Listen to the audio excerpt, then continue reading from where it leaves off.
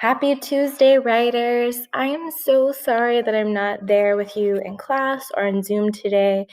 I'm back home because Desmond has been sick. It has nothing to do with COVID. He had his 6-month wellness check yesterday and he got a lot of shots. And sometimes that causes babies to have fevers.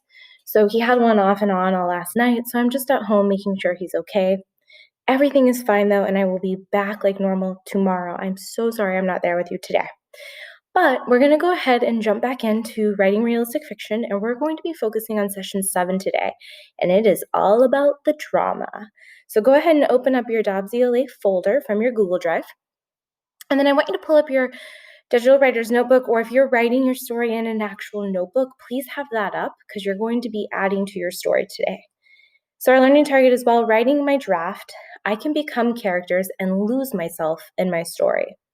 Your essential questions are: am I writing with my planned story arc in mind?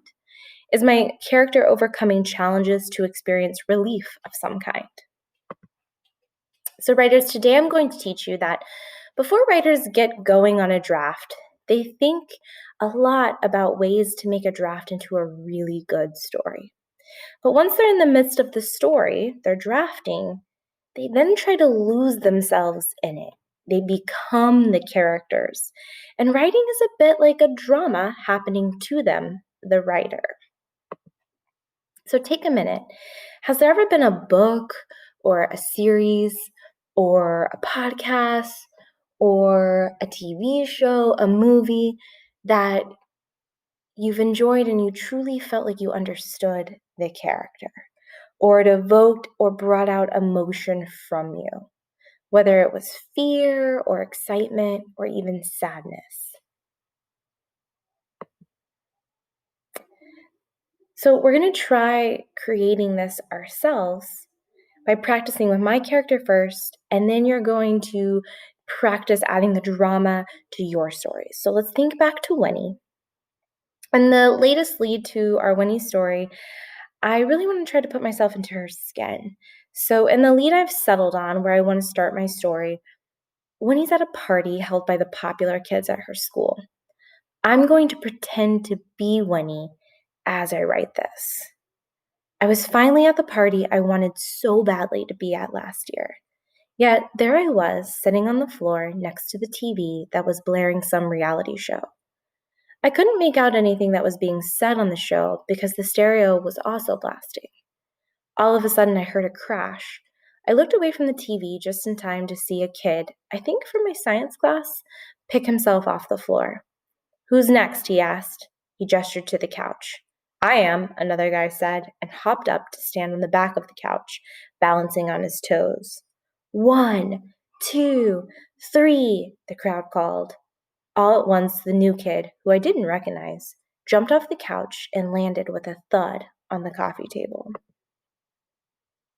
I'm going to keep in mind that the next dot on my story arc, if I'm looking at my story arc, it says that when he's going to go into another room, only to hear a few people gossiping about her friend, Eddie.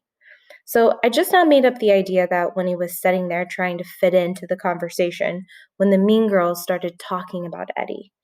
I have no idea what exactly will happen next, so I'll reread what I just wrote and just let something come to me. Because remember, I'm trying to pretend I'm Winnie and I'm just letting the scene happen, right? "I mean, did you see what Eddie wore tonight?" Brooke snorted. "No one wears that brand anymore." I just sat quietly on the edge of the chair. I could feel my cheeks growing hotter by the second. I didn't even know what Eddie was wearing. I never paid attention to those sort of things, but I did pay attention when someone was being picked on. Okay, I want to pause there, guys, because if you remember my internal external chart, I said that when Winnie gets mad, her cheeks get really hot, right? So instead of saying that I was really mad when I'm writing like I'm Winnie, do you see how I said I could feel my cheeks getting hotter by the second? So don't forget to use that chart as kind of your playbook when your character's feeling an emotion. Okay, let's dive back into it. I just sat quietly on the edge of the chair. I could feel my cheeks growing hotter by the second. I didn't even know what Eddie was wearing. I never paid attention to those sort of things, but I did pay attention when someone was being picked on. Another girl, I didn't know her name, rolled her eyes. "He's always wearing and saying and doing the wrong things. It's like he doesn't care what people think." I was shocked. They had to know I was friends with Eddie. We ate lunch together every day, and if he hadn't been late to the party, we would have been sitting together. Why would they talk about my friend in front of me? So, to continue writing the Winnie story, I need your help. I need you to become Winnie, sitting uncomfortable in the room with people you thought you wanted to be friends with, but now you're not so sure. I want you to keep in mind that Winnie really wants the people at the party to like her, but on the other hand, she is also very loyal to her friend who is stuck with her. So, right now, I want you to pretend you are Winnie. Picture her. She's sitting awkwardly in that chair while these people she wanted so desperately to be a part of are acting like total jerks. What does Winnie do? Remember, actions matter, not just talk. Show, don't just tell me. Okay? And I'll bring back this line, okay? I was shocked. They had to know I was friends with Eddie. We ate lunch together every day, and if he hadn't been late to the party, we would have been sitting together.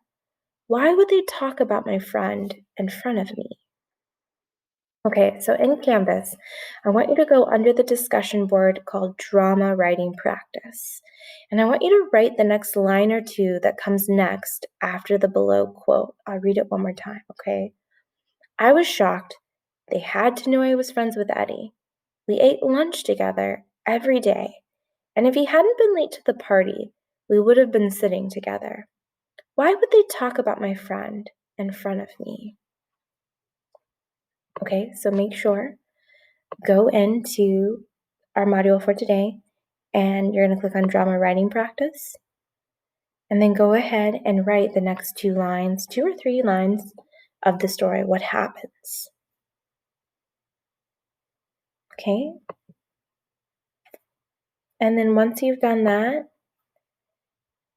I want to give you a few reminders for our goals, okay? When you write, when any fiction writer writes, you keep in mind the big plan for how a story will probably go.